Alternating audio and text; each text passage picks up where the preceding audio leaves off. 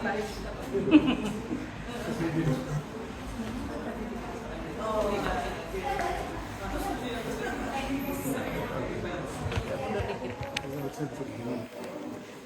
hari ini panjang. Mas Yudi.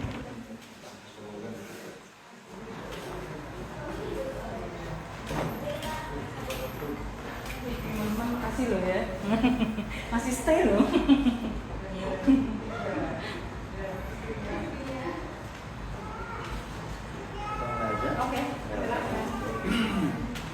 Oke, selamat malam teman-teman. Kawan-kawan, terima kasih sudah datang di C2O Library.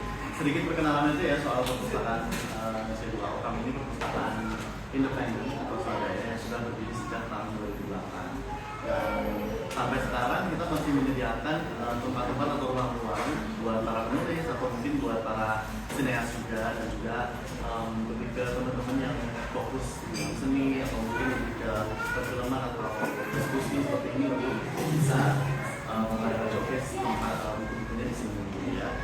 Dan di C2O karena kami swadaya, jadi perpustakaan kami ini tidak dibiayai. Jadi kami runningnya by ourselves, ada yayasan perintis Indonesia gitu ya, yang semuanya dijalankan sendiri. Jadi kalau pengunjung di sini biasanya datang baca-baca, mereka biasanya berkontribusi di kalian donasi. Kalau teman-teman mau, silakan juga gitu ya.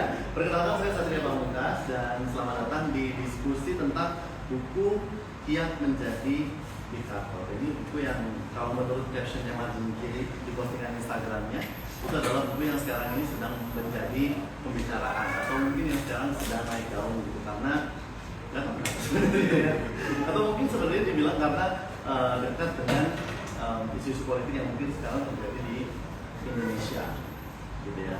Salah satu rezim yang sering diungkit-ungkit kalau kita ngomongin tentang diktator itu pasti nggak jauh-jauh dari rezimnya Orde Baru gitu ya. Setuju nggak semuanya? Setuju ya.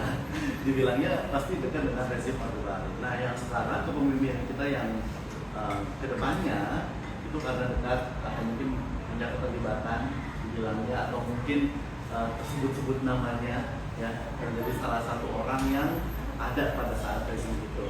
Nah bener nggak sih kayak gitu sebenarnya?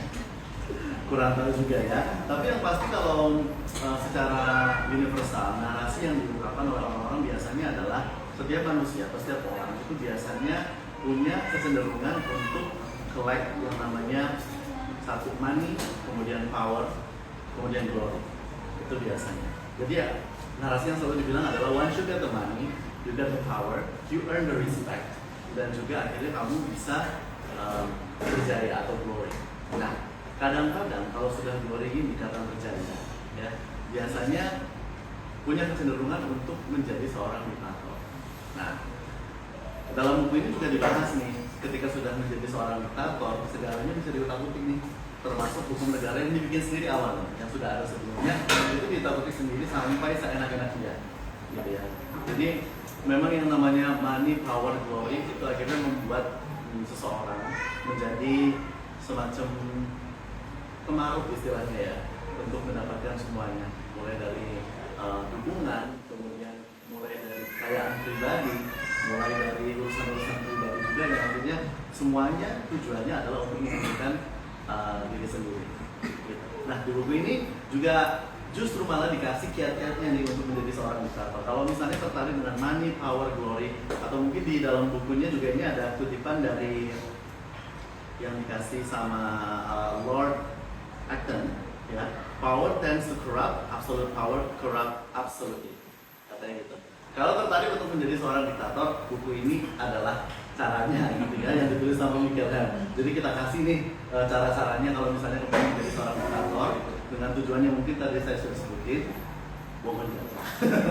Karena dalam buku ini juga dibahas ada beberapa cara-cara untuk menjadi seorang diktator. Ada yang untuk diwariskan, ada yang juga karena direbut ya, melakukan kudeta, ada juga yang melakukan cara-cara yang lain. Nah hari ini kita sudah kedatangan dua orang di sini ya. Kayaknya saya nggak mau nanya kabar lagi ya, kita baik-baik saja ya. Yang pertama saya kenalkan dulu, ini ada Mas Irwan Syahrir. Beliau ini wong Surabaya asli Ya, jadi lahir dan besar di Surabaya, tinggal dan bekerja di Oslo, Norwegia sejak tahun 2000 dan sekarang ini pekerjaannya sebagai di bidang IT, tapi juga ngomongnya tadi yang jadi pengajar gitu ya.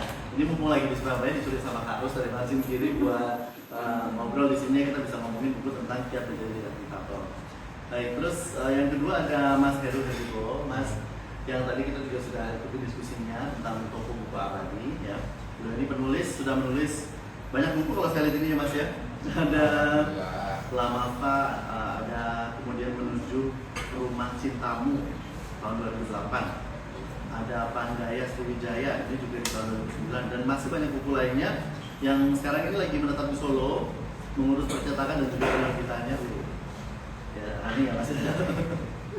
Namanya Buku Kata dan aktif menulis di blognya yudiheribo.wordpress.com dan bisa dihubungi melalui Facebook, X, Instagram dengan nama akun Yudi Heribo pakai H intinya ya. Oke, langsung aja kalau gitu kita masuk ke pembahasan bukunya nih. Saya sebenarnya tertarik sebelum kita masuk ke Pak Siwa tentang proses penerjemahan. Saya ingin Mas Yudi ini jadi udah bawa materi untuk di hari ini ya. Pengen memberikan gambaran pada kita semuanya apa yang dia dapatkan dari pembacaan itu. Ada yang sudah baca bukunya boleh nyata? Oh, Mbak Melisa sudah baca bukunya. Oke. Atau berarti ya. Atau buat yang lain ini bisa nanti coba membaca bukunya kalau misalnya tertarik dari hasil diskusi kami di hari ini ya. Mas Yudi boleh, silakan Mas. Selamat malam kawan-kawan, bertemu lagi untuk kedua kalinya. Bosan atau enggak? Kalau bosan skip aja langsung. Oke, ini hari ini saya kelihatan bawa paper ya karena sebagai penulis saya penulis prosa. Oke. Saya agak kaget juga ketika diminta untuk membahas buku non fiksi. Tapi bulan lalu pun saya membahas buku non fiksi di Gresik ya. Gitu. Jadi oke lah, tapi tetap saja ada perasaan tidak cukup percaya diri ya. Makanya saya bawa apa ini. Jadi kalau takut saya salah. Kalau kayak tadi saya lancar aja kayak ngaco gitu. Kalau ini nggak berani, karena ada penerjemahnya dan ada penerbitnya. Takut semprit ya. Jadi saya mau mengawali ya cerita tentang membaca buku Kiat Menjadi Diktator ini dengan film yang beberapa bulan lalu saya nonton. Judulnya Conde, film dari Chili. Sineasnya itu Pablo Larraín yang ceritanya itu mengangkat kisah dari diktator Chili namanya Augusto Pinochet yang diceritakan dengan sangat liar. Kalau nonton dengan Netflix-nya masih ada. Jadi ceritanya itu dia masih hidup 250 tahun, bahkan dia terlibat dalam perang penuntutan Raja Henry di Prancis. Jadi kayak ngawur-ngawuran, tapi inti dari cerita itu adalah bahwa seorang diktator itu memiliki harta yang banyak banget, sehingga anak-anaknya, keturunan yang sudah tua-tua itu juga akhirnya mendatangi tempat persembunyian ayahnya untuk menanyakan harta yang masih disimpan ayahnya. Ayahnya hidupnya akan panjang karena dia menjadi vampir. Tiap malam terbang dan mencari menghisap darah manusia.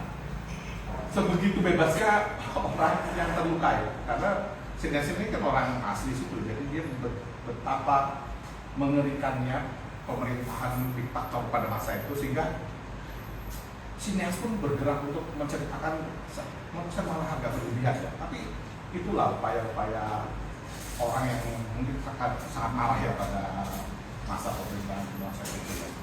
Dan cerita tentang diktator itu dengan kita di Indonesia itu sudah sangat lekat ya. Bahkan dari film itu kita mendapati, kalau yang langganan BBC itu kita cerita tentang Stalin atau Hitler itu udah gampang kita dapatkan. Bahkan pilihannya tuh kalau kita search itu gak cuma satu. Itu ada beberapa, jadi kita pilih yang mana nih. Demikian juga di buku. Buku itu udah luar biasa banyak. Jadi bahkan di Goodreads, kalau di film di IMDb itu list tokoh-tokoh diktator yang ada itu sudah sangat membuka mata kita, itu banyak sekali. Tapi membaca buku Kiat Menjadi Diktator itu membuka mata saya bahwa ternyata lebih banyak lagi Karena banyak tokoh-tokoh yang saya tuh belum dengar sebelumnya. Dan kita tuh seperti terbawa pada tokoh-tokoh besar yang selama ini sangat terkenal seperti Adolf Hitler, tapi ternyata dalam buku Kiat Menjadi Diktator ini ada lebih banyak lagi yang bahkan Sedikit ya Mas, fiturnya ya. bahkan diceritakan dengan sangat runtut oleh Michael Herr ini. Tapi saya sebenarnya agak tergelitik ya, karena kan judulnya Kiat Menjadi Diktator ya. Ini di toko buku ini ditempatkan di posisi mana buku ini ya? Apakah bersebelahan dengan Kiat Menjadi Anak Soleh, Kiat Menjadi ASN, atau Kiat Menjadi YouTuber sukses?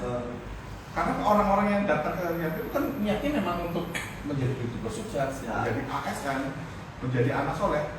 Tapi kalau buku ini apa orang milihnya karena ingin jadi diktator? Ya Allah ya. Maksudnya ke tips and trick berarti. Kita lihat 20-30 tahun lagi ya. Nah, di buku ini juga membuka mata saya ya bahwa cara penulisnya ini memang dia mengikuti standar penulisan cerita buku-buku. Ya. Jadi dari awal bagian pengantar yang harusnya ditulis pengantar itu dia langsung nulis keuntungan menjadi diktator. Ya. Jadi langsung to the point. Jadi kamu baca buku ini keuntunganmu tuh ini. Langsung dibahas di bagian awal, dan kita tuh langsung terikat karena cara penulis ini dia dengan teknik menyapa pembaca. Jadi dia menyebut pembaca itu tahu mau jadi ini kan. Jadi kita tuh seakan-akan terikat, diajak ngobrol gitu loh. Karena secara personal. Secara personal kita langsung disebut, kau nanti bisa loh menjadi diktator. Kita tuh kayak langsung terikat. Walaupun pada kenyataannya sebenarnya itu teknik yang malah memerangkap kita, karena pada dasarnya mereka kan malah memaparkan banyak data dan kemudian malah kadang-kadang melakukan sindiran-sindiran, kenyinyiran lah kalau kita bahasa sekarang itu kenyinyiran dalam tulisan-tulisannya itu yang kita tuh mau nggak mau ya bisa tersenyum, bisa ya kayak gitu ya. Dalam konteks-konteks tulisan banyak ya dia menuliskan beberapa ajakan yang seakan-akan kita tuh memang membeli buku ini untuk menjadi diktator. Jadi kadang-kadang saya di awal-awal tuh merasa iya ini teknik yang bisa kita tiru di sini untuk menulis buku. Karena kalau buku ini dibikin secara standar, misalnya menceritakan diktator-diktator itu sudah banyak. Seperti saya ceritakan di buku film itu sudah banyak. Tapi ketika dia udah memfokuskan pada niat dengan teknik menulis seperti buku-buku Kiat, itu jadi berbeda kasusnya.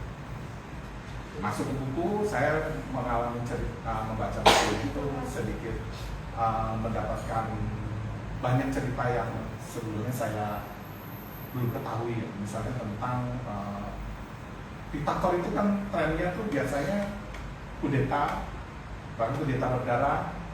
Kemudian ketika merebut kekuasaan, dia itu bisa menghapus atau melenyapkan saingan-saingan politik, kemudian memutuskan diri dia mengangkat diri setinggi-tingginya dan kemudian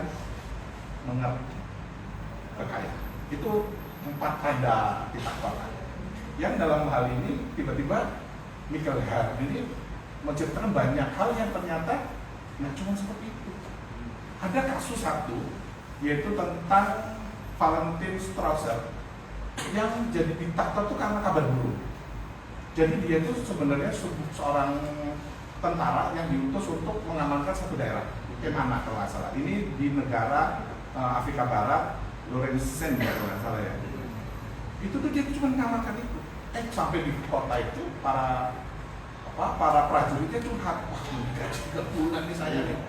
Mereka langsung tenanglah, nanti aku tanyakan pada pemimpin. Dia datang dengan mobil yang diiringi oleh beberapa tentara, dan isu yang beredar di cerita itu adalah bahwa Strauser akan mengambil alih pemerintahan.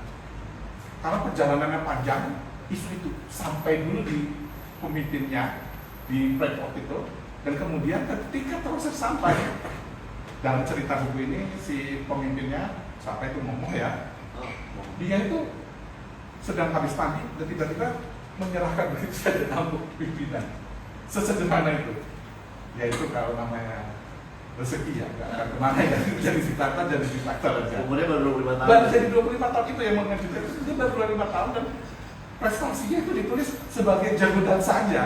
Selama itu dia nggak punya prestasi tentara, cuma menang jago dansa saja dan tiba-tiba jadi diktator yang cukup waktu itu cukup disegani ya, karena mengambil satu daerah yang sebenarnya daerah miskin tapi punya ladang berlian, daerahnya punya ladang berlian.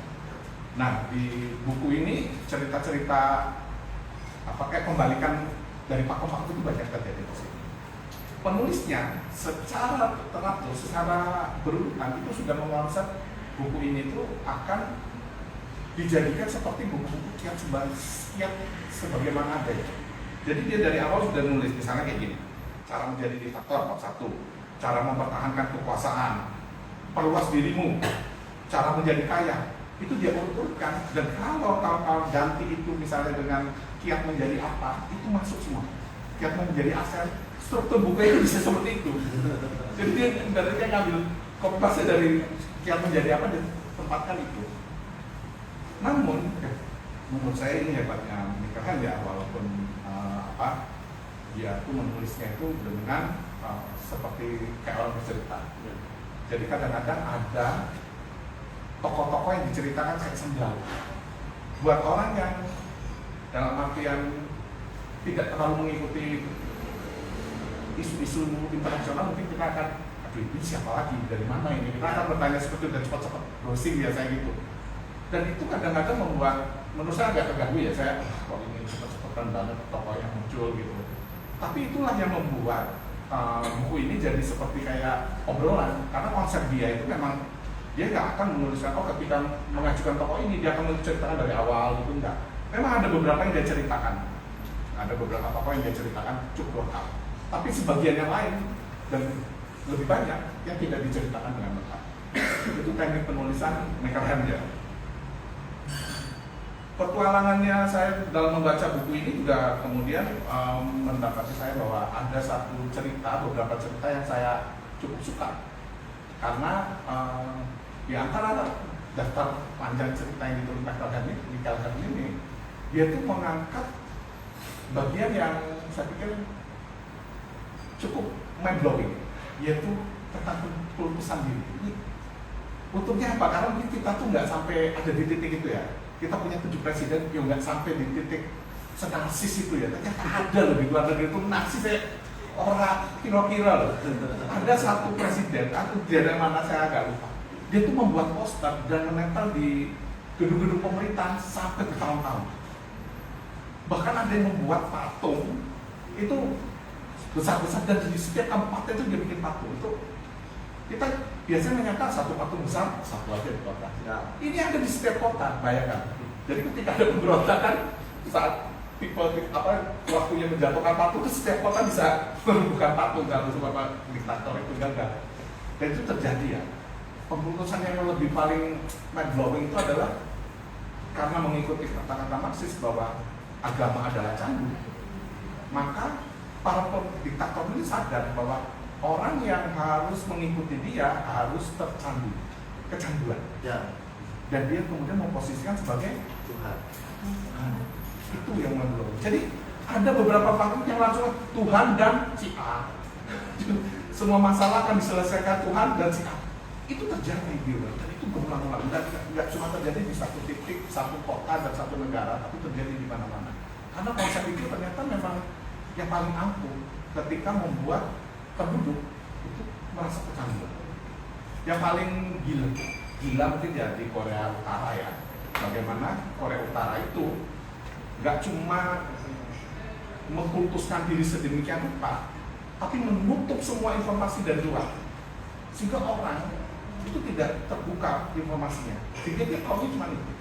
Kalau di tempat lain, karena apalagi yang kalau di Eropa dan Afrika ya, posisinya berdekatan. Suatu waktu pasti kebongkar.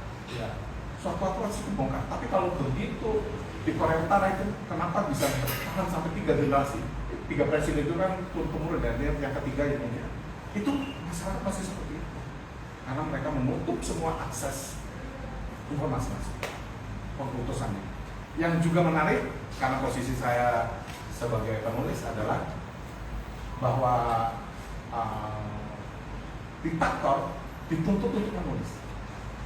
Ada beberapa diktator yang menulis buku panduan untuk sekolah-sekolah, dan itu dia menulis misalnya namanya Yudi Herwibowo, langsung namanya, dan itu kemudian harus disebarkan di sekolah-sekolah. Dihitung-hitung, penulis-penulis yang berasal dari diktator adalah penulis-penulis paling laku di seluruh dunia. Nggak salah, karena mereka itu tidak bisa dibatasi oleh penjualan, karena setiap sekolah misalnya tahun ini harus beli 50 eksemplar, dan itu semua sekolah harus kayak gitu.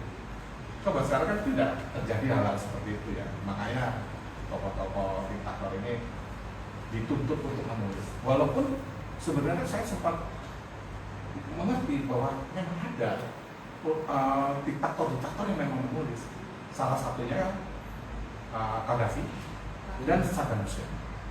Saddam Hussein ini menulis, tadi puisinya diketik oleh Mbak Ros ya.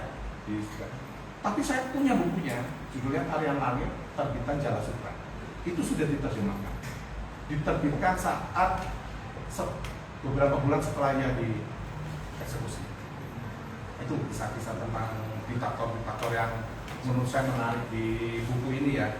Walaupun saya juga merasa Michael ini karena orang Eropa, dia dia mengambil pandangan tentu sangat, menurut saya sangat baik. Itu sah-sah saja sebagai seorang penulis ya. Karena buku ini pun awalnya hanya terbit di Nobel, walaupun kemudian harus manis karena unik, memang karena unik. Jadi diterbitkan kemana-mana sampai diterjemahkan oleh Mas sebelah saya ini dan diterbitkan oleh Mas Niki. Buku ini kemudian menjadi sangat berbeda ketika perspektif itu sampai di Indonesia. Yang kadang-kadang kita punya beberapa perspektif yang berbeda. Misalnya, karena pandangan Barat, mereka menilai misalnya seperti Ayatollah Khomeini, pemimpin Iran, dan satu lagi Mugabe, penerbit Zimbabwe, itu sebagai diktator yang juga disamakan seperti diktator-diktator lainnya. Padahal kedua tokoh ini dikenal sangat bersahaja. Mereka nggak berharta, nggak mengeruk kekayaan, dan ketika mereka tinggal di tempat yang sangat sederhana. Bahkan ketika mereka meninggal, mereka hanya mewarisi harta yang sedikit kepada waris. Tentu kita jadi bertanya-tanya tentang penilaian atau pelabelan diktator pada Michael Hen kan. Walaupun Michael Hen memberikan pembelaan dengan mengatakan bahwa perlakuan diktator itu gak cuma dilakukan oleh tokohnya aja, tapi dia punya anak, kerabat, saudara jauh, saudara dekat, dan itu pun bisa dimasukkan dalam ikatan karena mereka memiliki presiden. Misalnya ketika Ayatollah Khomeini meninggal, pewarisnya yang sangat dekat dengan Khomeini itu dianggap sangat bertentangan dengan Khomeini. Bahkan dia melakukan hal-hal besar, misalnya membangun museum atas nama Khomeini, dan itu dianggap sebuah tindakan yang seperti lainnya. Bahkan istri Mugabe, presiden Zimbabwe itu, sempat dijuluki the first shopper, tukang belanja nomor 1 di negara karena hobinya belanja. Itu posisi-posisi yang ditempatkan pada itu. Mereka kan juga menurut saya cukup adil ketika dia memposisikan beberapa raja sebagai diktator. Walaupun kita paham ya posisi raja yang absolut itu sangat dekat dengan sifat-sifat diktator. Apalagi kita kalau sudah suka nonton film-film sejarah di Korea Seguk dan Wuxia di Cina, kita selalu mendapati raja-raja lalim yang selayaknya diktator itu terjadi di mana-mana. Tapi mengeneralkan semuanya itu saya pikir cukup gak adil. Terutama misalnya tentang kasus Raja Brunei. Raja Brunei itu kita kan tetangga, kita seperti gak pernah mendengar cerita-cerita milik tentang Raja Brunei. Walaupun ada beberapa cerita tentang kehidupan saudara-saudaranya yang hedon, yang punya mobil banyak, sampai ada satu gedung yang isinya mobil itu. Tapi kalau dibandingkan dengan sifat-sifat diktator yang lebih kejam lainnya yang sebelum-sebelumnya dibahas oleh Michael kan, itu jadi tidak seberapa hal lah menurutku, sehingga penilaian terhadap kerajaan juga menurut saya harus perlu penilaian khusus ya, nggak semua disebutkan semua raja seperti itu. Itu menurut saya yang menarik ya di buku ini ya. Satu lagi yang mungkin agak dejavu dengan kita adalah tentang diktator Husni Mubarak ya. Yang ceritanya nanti kawan-kawan pasti berpikir dulu kayak gitu. Jadi dia ini menjadi diktator dengan mengangkat dua anak laki-lakinya, Ala dan Gamal, itu dalam pusaran bisnis dan politik. Gamal itu diajarkan untuk masuk partai, langsung cepat sekali menjabat jabatan tertentu, dan kemudian langsung menjadi wakil partai NDP, partai pemerintah saat itu. Istri miliar ya. Tapi saya nggak nyindir. Dan kemudian anak satunya disuruh masuk bisnis, masuk ke bisnis, dan di situ kemudian dikumpulkan. Ternyata dalam argumen itu dikumpulkan para pebisnis itu datang berkelindan dengan para politikus. Sehingga titik itulah di gedung DPR yang seharusnya memenuhi hak rakyat terjadi tawar-menawar proyek. Dan itu adalah satu yang dibangga-banggakan para pengikutnya bahwa itu ada keputusan brilian presiden. Jadi benar-benar mengejutkan. Jadi dejavu ya Mas? Dejavu, kita merasa dejavu kok. Ini terinspirasi atau apa ini? Rasanya kok dekat gitu ya? Nah, ya akhirnya saya merasa bahwa cerita-cerita tentang kediktatoran ini memang membuat kita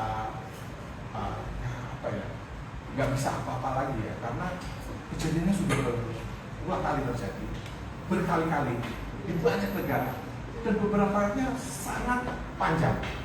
Jadi ada diktator yang hampir meninggal hampir puluhan tahun itu terjadi, dan kita ya lagi-lagi hanya bisa mustada dan nyinyir-nyinyiran aja lah kayak saya di sini lah, tanpa bisa melakukan apa-apa. Tapi dengan itu terjadi di depan mata kita, sebenarnya kita sudah menandai bahwa akal sehat kita sudah kalah kalau mereka.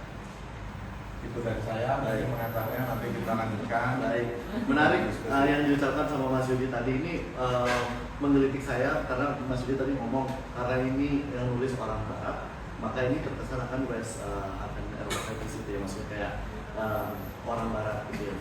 Cara pandangnya adalah cara pandang orang Barat. Disebutkan juga sebenarnya dalam buku ini, meskipun digambarkan sebagai diktator itu secara universal, semuanya itu punya sifat yang tadi sudah disebutkan, tapi ternyata nggak semuanya dibenci juga sama global gitu ya. Karena dalam beberapa kasus kayak contohnya yang di Raja Arab misalnya ya, itu kan digambarkan juga sebagai seorang diktator dan sebagainya, cuman karena memang punya hubungan yang cukup dekat, apalagi ini mutualisme juga bersama dengan dunia Barat, makanya seakan-akan nggak apa-apa. Karena kalau negara-negara yang lain yang punya kepemimpinan diktator, itu justru dunia Barat akan serta-merta mendesak untuk melakukan yang namanya reformasi di demokrasi. Gitu ya Mas Yudi ya. Baik, coba saya ingin tahu sekarang dari Mas Irwan ini sebagai seorang penerjemah, ketika menerjemahkan buku ini ya. Tapi sebenarnya saya mau tahu dulu historinya. Kenapa buku ini akhirnya dipilih untuk diterbitkan? Diterjemahkan ke dalam bahasa Indonesia. Apakah sedekat dengan peristiwa dejavu yang diucapkan sama Mas Yudi? Kalau mau langsung menjawab, bisa sebenarnya pengen nambahin dulu yang soal Boleh. raja-raja itu. Karena sebenarnya secara implisit mungkin karena dia orang Norwegia, dia nggak perlu menjelaskan itu lagi. Bahwa yang disebut diktator adalah ketika kamu bisa melakukan apapun tanpa berkonsultasi kepada rakyat atau lembaga-lembaga yudikatif, legislatif dan sebagainya. Makanya Arsenal Profit masuk di definisi itu. Dan saya lahir dan besar ketika kita ada di zaman diktator. Pada saat itu rasanya biasa-biasa aja, kita harus mengamalkan betul-betul Pancasila 30 bla. Dan itu mungkin pada saat itu kita nggak tahu dunia luar. Yang saya mau bilang adalah ketika sedang ada di dalamnya, mungkin kita nggak sadar itu diktator, kecuali kalau kita orang-orang yang oposan atau orang yang bisa menjadi korban dari kekuasaan itu. Kalau bisa sebenarnya pengen ngomong sebagai orang yang ada di Norwegia. Karena kalau dari segi teknik manajemen sih nggak banyak sih yang bisa di-share di sini, karena ini lempeng-lempeng aja. Terus tahun 97 saya baca buku Dunia Sofi. Novel Ya. Sofi. Itu ini kitab filsafat yang berat, bla bla. Saya selalu nanya-nanya itu, walaupun saya nggak selalu ngerti, tapi saya taruh di meja supaya orang tahu saya baca buku ini, supaya dibilang pinter ya. Ketika saya sampai, waktu itu saya nggak tahu Norwegia itu ada di mana. Ketika saya sampai ke Norwegia, saya terkesan banget, ada nenek gitu, orang wah bukan bla ya. Mereka tuh jawabnya itu dingin-dingin aja gitu. Ternyata itu buku yang advance, itu buku remaja, itu buku yang sesuai, buku yang mengikuti silabus MKDU, mata kuliah dasar umum, nggak tahu ya sekarang yang ketahuan masih di mata kuliah di universitas. Jadi yang baca tuh anak-anak umur 18-19 tahun. Poin saya ngomong itu adalah sebuah buku ternyata bisa punya hidupnya sendiri ketika dia diterjemahkan. Nah, nanti saya akan jawab kenapa milih buku ini. Ya. Jawabannya gampang. Hanya Roni Agustinus. Mas Roni kalau lagi nonton, Dan dia lah yang membuat buku ini punya hidupnya sendiri. Oh. Nanti saya tanya sesuatu kenapa. Saya pertama mau bilang buku ini teknik penulisan yang disebut Mas Yudi tadi, satu kata yang bisa mendeskripsikannya itu lucu, humor. ya, dapat maksudnya. Tapi gini, setelah tinggal di Eropa separuh hidup saya ya, jadi Eropa secara keseluruhan itu seperti Indonesia secara keseluruhan. Jadi ada suku Padang yang punya stereotip, oh dia pasti jago masak, jago jualan, bikin restoran. Atau orang Surabaya, wah ini bonek, ya. Atau orang Solo, alon-alon asal kelapa, tapi nggak berlaku sih namanya. Kalau itu nggak alon-alon sama sekali. Iya. Satset lakbet. Nah, yang lucu di Eropa itu orang Inggris, karena dia bisa self-mocking, dia bisa ngomong berbusa-busa, dia bisa ngomong exaggerating. Nggak ada lucu-lucunya yang dikaitkan sama orang Skandinavia. Orang Skandinavia itu kalau bisa punya stereotip itu orang yang lempeng-lempeng aja kalau ngomong itu, nggak ada ekspresi gitu kan. Terus apa bisa lucu? Dan ketika saya melihat ini lucunya Norwegia sekali, karena ketika saya sampai ke Norwegia ternyata skill yang hebat sekali yang saya bawa dari Indonesia adalah skill small talk, basa-basi. Kita bisa ngomong sama supir taksi berjam-jam, dan akhirnya kita merasa supir taksi itu bisa teman kita kayak apa-apa karena dia bisa cerita neneknya begini begitu. Jangan harap ini terjadi di Norwegia. Jadi pesta-pesta atau konteks-konteks sosial di Norwegia itu, kumpul-kumpul itu susah banget untuk pecah, susah banget untuk langsung bergaul langsung. Mereka butuh alkohol untuk sampai nggak sadar gitu kan. Itu cara mereka cope. Terus yang kedua, kalau di party-party yang terpaksa, kalau party yang di rumah pasti udah kenal ya, dan itu sudah nggak perlu icebreaker. Tetapi kalau party kayak summer party atau Christmas party-nya company, mereka mempunyai tradisi yang namanya Toastmaster. Toastmaster ini ngomong-ngomong sedikit, cerita panjang lebar supaya lucu, bikin pecah. Nah, inilah yang dilakukan si Mikael. Mikael ini Toastmaster di sebuah party yang menceritakan mengambil topik diktator, lalu dipresentasikan dengan cara yang lucu. Kembali lagi, kenapa orang Norwegia itu nggak bisa small talk? Saya itu karena sudah cukup lama di sana ya, saya punya waktu untuk merenungkan itu ya. Karena mereka tuh sangat tidak comfortable mengatakan sesuatu yang tidak benar. Jadi lebih baik nggak lucu, lebih baik garing, asal yang saya omongkan itu benar. Tetapi saya nggak akan takut menyinggung siapapun karena yang saya omongkan ini benar. Itu apa namanya? Perbedaan. Itu cara orang-orang atau ujaran-ujaran orang-orang dalam berbagai konteks. Jadi kalau dia mau mecat orang ya, dia nggak akan bilang saya pecat kamu gini, dia akan bilang kamu 7 kali nggak masuk, karena itu fakta kan, kamu 7 kali nggak masuk tanpa ini, kamu melakukan ini yang akibatnya ini, ngomong itu datar aja, nggak kamu itu kan udah beda, ya kan ngomong pada tanggal ini kamu akan gini. Jadi ketika itu selesai, dia melakukan kewajibannya sebagai atasan yang menyampaikan kenapa kamu dipecat tanpa, ya orang pasti marah lah, tapi mereka tidak peduli atau tidak berusaha merubah-rubah diksi itu supaya orang nggak tersinggung. Jadi menyinggung atau tidak menyinggung perasaan itu bukan prioritas nomor 1 dalam ujaran mereka.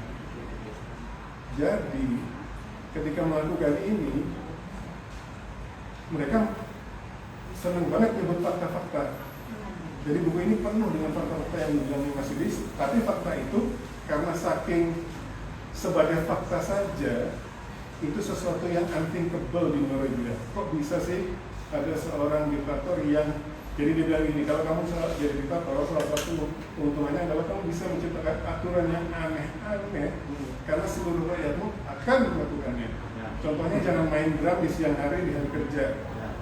Atau saya mencintai ibu saya karena itu hari Senin, kata-kata Senin saya ubah menjadi nama ibu saya. Jadi ibunya namanya Sri Lestari, hari Sri Lestari.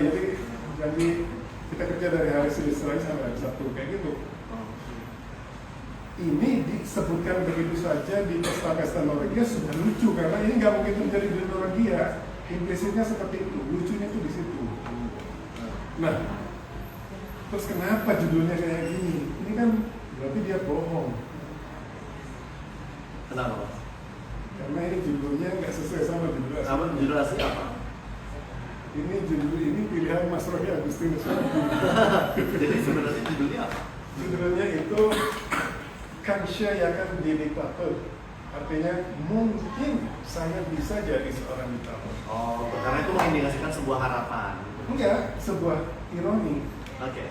Jadi ketika dia ngomong, saya bayangin dia jadi bos mereka, mungkin saya bisa jadi diktator. Gini loh caranya. Jadi kan saya akan jadi diktator, terus subtitlenya End Handbook, Guidebook, Handbook.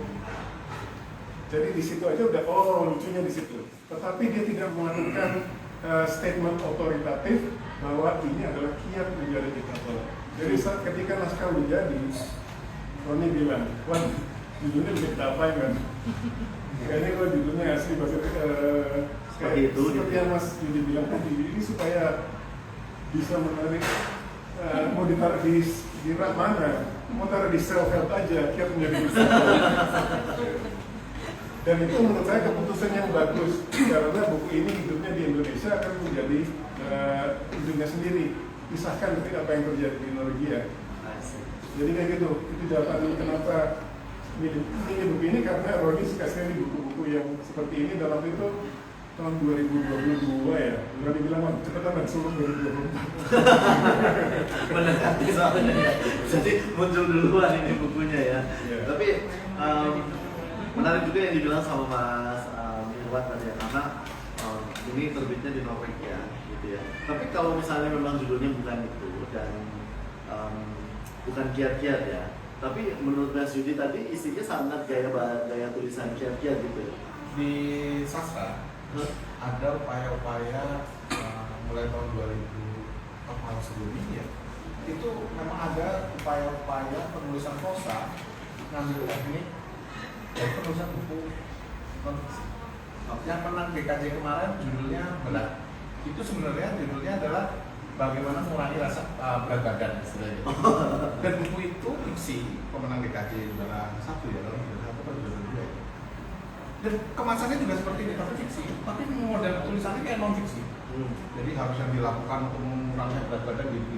Dan teknik-teknik seperti itu adalah bentuk-bentuk eksplorasi para sastrawan untuk membuat buku mereka tidak jadi seperti naskah biasa, tapi tidak bentuknya berbeda. Jadi Bang Roni itu saya pikir sangat dekat dengan naskah-naskah sastra kinian ya. Jadi dia juga mungkin menempatkan teknik seperti itu untuk buku non fiksinya. Jadi itu menarik kan. Ini menurut saya sebuah sentilan lah. Ya. Dan menurut saya langsung dapat lah. Ya, karena perasaan saya waktu saya baca buku ini tuh langsung kayak, is this serious? Beneran ini kayak gitu? Oh iya gitu. Kayak ternyata kisah-kisah diktator yang diceritakan di buku ini, karena saya nggak banyak baca buku tentang diktator ya, itu rasanya kayak, is this serious? Mereka bikin peraturan ini itu, terus dipercaya sama rakyatnya. Tapi lagi mungkin permainan psikologi ketika menjadi seorang diktator itu kan kita harus membuat rakyat menuhankan kita. Jadi ketika peraturan apapun yang kita buat, itu rakyat nggak protes karena mereka juga nggak akan mempertanyakan. Atau mungkin mempertanyakan dalam hati, kami juga nggak tahu ya. Tapi nggak tahu, namanya juga di negara yang dengan kepemimpinan diktator. Nah ini pasti kan lo berarti udah baca bukunya semuanya ya, Mas Iwan apalagi sudah menerjemahkan bukunya. Nah, ya kita mulai aja kalau gitu sesi diskusi kita ya. Ya satu hal yang menjadi concern saya, tolong saya dikoreksi kalau saya salah ya. Di buku ini dari semua nama yang disebutkan kecuali istri Bapak siapa tadi, laki-laki semua yang ada di situ. Semua diktator yang disebutkan di buku ini adalah laki-laki. What happened with men? Maksudnya apa yang menjadi what is about men with this obsessive needs tentang money, power, glory, and dictate? Itu yang akhirnya membuat saya jadi berpikir, ada apa dengan pria sebenarnya? Ada apa dengan pria ini? Ada beberapa pria di sini ya. Kami berpikir di sini pria, banyaknya perempuan di sini. Teman-teman perempuan ada yang mau mempertanyakan hal itu? Mbak Melisa mau mempertanyakan nggak? Nggak kepikiran. Nah sekarang setelah saya, gimana? Karena itu ada di bagian yang pertama. Syarat menjadi diktator. Carilah negara yang gini, saya balik. Wanita itu empower atau emansipasi wanita itu hanya terjadi di negara-negara yang sudah demokratis. Jadi jarang sekali ada wanita yang sudah berdaya di negara-negara yang friendly untuk berkembangnya diktatorisme atau diktatoran. Jadi itu sih apa namanya? Kenapa di Surabaya banyak nyamuk gitu? Kenapa di Norway tidak ada nyamuk? Ya karena di sana dingin, nyamuk itu tidak bisa tumbuh di situ. Jadi itu menurut saya ada apa ya? Syarat alamiah di mana diktatoran itu bisa muncul. Tentang berarti bukan masalah kenapa pria, kenapa wanita gitu. Nah, maksud saya gini, ketika wanita itu belum empowered, ya laki-lakinya kan ya seperti apa istilahnya, power tends to corrupt, absolute power corrupts absolutely. Ya karena mereka punya absolute power, ya mereka akan melakukan itu gitu. Yang saya mau bilang lagi itu bagus, itu pertanyaan yang bagus karena judul yang bab 6 yang main perempuan itu judul aslinya bukan itu. Oh iya, bab 6. Judul aslinya tuh sleeping around. Sleeping around, that's fun. Tapi nggak ada di Indonesia istilah itu nggak ada di Indonesia dan ya cocok banget karena diktator ini istilahnya seks bebas ya. Nah karena diktatornya semua laki-laki dan di Indonesia lebih sering melakukan kata itu lebih punya konotasi yang buruk gitu kan, dan pelakunya biasanya laki-laki. Kalau yang women sleeping around mungkin jadi pengecualian, makanya saya pilih dulu itu perempuan. Tadi sebelum saya mulai diskusi ini saya sempat curhat sama Kak Tinta tadi ya. Saya ada satu pertanyaan yang saya sodorkan ke dia soal pertanyaan yang barusan saya tanyain gitu. Terus nggak lama kemudian Kak Tinta ngirimin saya link tentang berita women dictator yang kalau di era sekarang itu terjadi di Bangladesh. Jadi apakah ini menyanggah pernyataan Mas Irwan bahwa tidak ada wanita yang power untuk melakukan? Dinasti sih kayak gitu ya, soalnya dia kan anaknya pendiri negara, sama seperti Megawati kalau kita konteks di Indonesia. Dinasti juga ya, mempengaruhi perempuan menjadi diktator. Saya sih senang-senang aja, jadi kita nggak terlalu disalahin bagi cowoknya. Mungkin di Minang yang matrilineal zaman dulu mungkin diktatornya cewek-cewek semua. Nah oke, satu lagi nih. Ketika saya datang ini, maaf kita agak melimur sedikit. Ya, tapi jangan jauh-jauh ya Mas. Saya mau ngomong ini karena Indonesia sedikit banget disebutnya di sini. Iya. Aku lupa tadi apa sebenarnya. Iya. Iya. Itu disebut Brunei ya, kenapa ya? Brunei. Brunei lebih tahu, tapi itu pertanyaan saya ketika saya pertama datang ke Norway, ketemu orang Norwegia, saya kebetulan ngajar bahasa Inggris di sini dulu, terus di sana saya switch untuk ngajar bahasa Indonesia. Jadi murid-murid saya bilang, kebanyakan murid-murid saya ini orang Norway yang punya pasangan orang Indonesia. Nanya, saya kok nggak pernah dengar sesuatu tentang Indonesia sih? Ini di awal 2000-an ya, mereka kemudian dengar soal tsunami, habis itu ibu kota yang mulai tenggelam, habis itu ibu kota pindah, tapi dikit banget. Mereka nggak tahu bahwa Soeharto itu punya papan capir, punya kalau kita sempat ngomongin nanti bagaimana mengalami diktator di Indonesia, banyak sekali yang kita bisa relate di sini. Apa yang harus kita hafalkan? Sudah mau bertanya tadi. Iya, jadi Indonesia disebut cuma satu, dan kalau kita mau flexing ya, diktator-diktator yang lain itu lebih imajinatif. Ya. Mereka main bercinta dengan kerbau, dan sebenarnya kenapa diktator yang dia cuma kemarin duit doang gitu. Saya ya jadi muda. Ya, nggak apa-apa, nggak ada masalah. Mas Yudi mau bertanya. Sebenarnya yang Soeharto itu malah mengejutkan ya. Saya tuh mulai relate dengan buku ini saat nama Soeharto disebut. Jadi sebagai diktator yang selama 32 tahun memerintah itu diduga menghasilkan uang 15 sampai 35 miliar dolar. Itu nomor satu. Nomor dua, Ferdinand Marcos itu hanya 5 sampai 10 miliar dolar. Selisihnya jauh sekali nomor dua. Bahkan nomor tiga, Mugabe ya, itu hanya 5 miliar dolar. Jadi Indonesia itu peringkat satu, dapat 30 sampai 35 miliar dolar. Tapi cerita setelah itu nggak ada. Saya juga kaget loh. Sebagai peringkat nomor satu diktator yang kaya, masa kita nggak dibahas? Kalau dibahas kira-kira di bab yang mana kira-kira? Main perempuan, cara menjadi kaya, atau yang mana?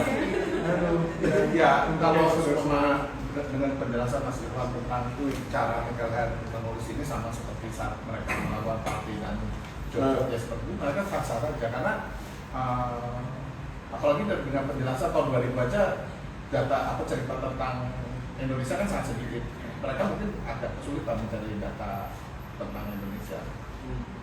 Kenapa mereka banyak mengambil data tentang Afrika?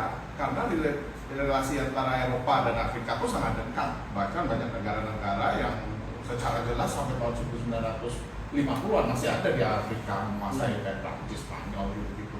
Jadi relasi mereka lebih kuat. Sehingga kayak contohnya paling banyak di Afrika. Paling banyak, ya betul. Paling banyak ini di Afrika. Lucunya adalah kita sebenarnya juga dijajah Belanda kan, tapi mungkin pendapat Belanda di sini juga sangat sedikit kan. Jadi mungkin ya, dulu Belanda di antara negara-negara Eropa kan termasuk yang paling terbelakang ya, paling terbelakang gitu. Bahkan 5 kota terbesar itu Belanda, kota Belanda itu nggak ada yang masuk, 10 besarnya itu nggak ada yang masuk katanya. Sehingga cerita-cerita tentang negeri jajahan di India Belanda itu kalah terekspos daripada yang ada di Afrika. Baik, ini itu demikian tadi ketidakterimaan Mas Yudi ya. Kenapa negara kita ya dengan diktatornya yang bisa menghasilkan mengeruk kekayaan sebegitu banyak cuma dibahas sekecil itu gitu ya. Sekali doang lagi. Sekali doang lagi. Tapi kalau misalnya balik ke pertanyaan saya tadi ya, mungkin Mas Irwan atau mungkin audiens, saya boleh banget kalau misalnya audiens ingin menanggapi juga ya. Yang laki-laki. Nah, kalau misalnya toh yang terjadi yang melakukan dictatorship itu adalah wanita, akan sama nggak kira-kira? Ambil kasus Cleopatra. Cleopatra itu kan aja memang agak jauh ya. Kalau ini kan rata-rata sudah abadnya tersatat ya. Kalau Cleopatra kan kita masih Sebelum Masehi. Sebelum Masehi dan jauh sekali ya. Itu dianggap sebagai diktator wanita kan, dengan kecantikan dan kekuatan dia dapat menaklukkan bahkan Romawi waktu itu. Dia belum bisa cantik mas. Oh iya, Dia bisa membuat cantik betul. Aku mungkin beneran cantik sampai akhirnya bisa membuat para diktator pria ini jadinya Kalau sampai panglima perang Romawi ngintil dia tuh, itu cantik lah. Khalid ya berarti ya Mas Yudi ya? Khalid ya? Khalid ya?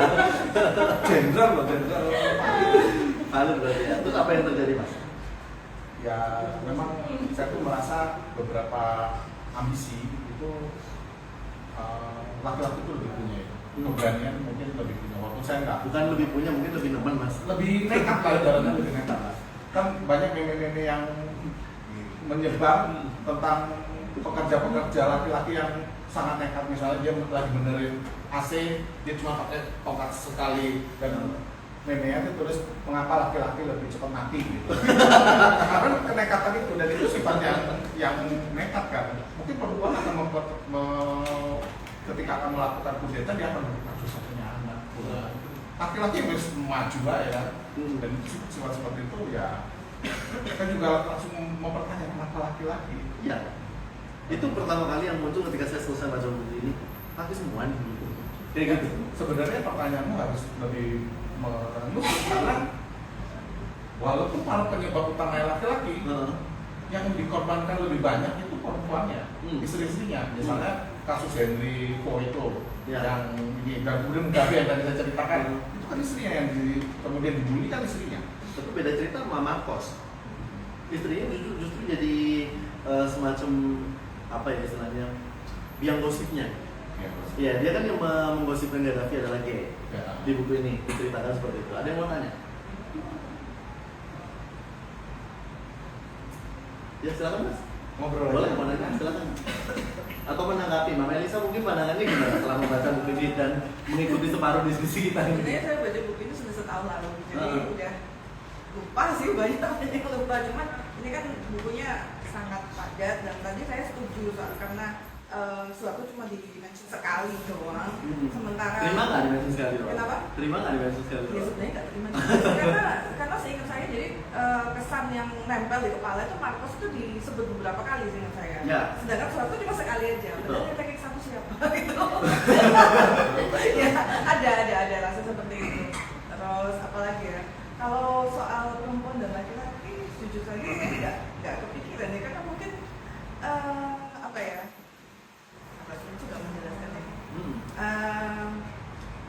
Ya mungkin kalau selama ini sepanjang sejarah mungkin situasinya tidak memungkinkan untuk perempuan menjadi diktator. Belum ada, maksudnya negara-negara ini belum ada yang benar-benar memungkinkan itu terjadi. Jadi saat saya membaca ini juga saya nggak sempat kepikiran kok berarti semua itu nggak ada perempuannya ya.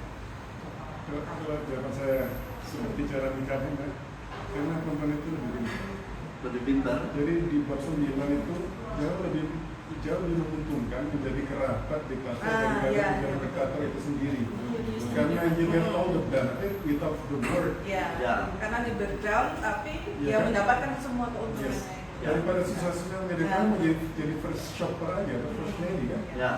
yang bisa mendapatkan kenikmatan semuanya. Tapi nanti kalau ada pemberontakan rakyat yang dibunuh suaminya. Betul. Karena sebenarnya di diktator di buku ini juga dibilang resikonya besar. Ya, antara digulingkan dengan cara yang berdarah atau dibunuh gitu ya. Dan bahkan juga di buku ini disebutkan kalau tidak semua diktator yang terbunuh itu terjawab misalnya. Gitu ya. Kadang tiba-tiba secara misterius gitu. Tapi kalau menurut Mas Yudi nih yang sudah baca bukunya juga ya, siapa diktator yang menurut Mas Yudi paling oke, tingkat kekurangan ajarannya mungkin?